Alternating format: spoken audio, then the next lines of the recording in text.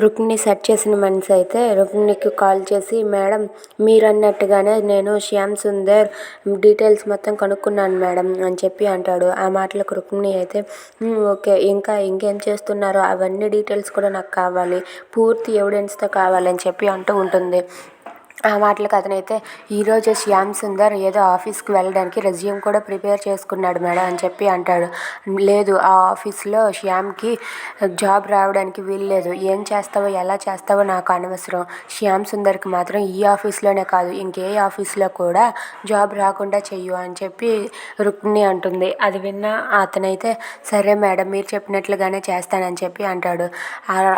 ఆ శ్యామే కాదు, ఆ రాధ సంగతి కూడా చూడు, ఆ రాధకు కూడా ఎక్కడ కూడా వాళ్ళిద్దరూ కూడా జాబ్ చేయడానికి వీల్లేదని చెప్పి రుక్మిణి అంటుంది. అది విన్న అతనైతే వాళ్ళిద్దరి సంగతి చూస్తూ ఉంటాడు. If you like this video please like, share and subscribe. Thanks for watching.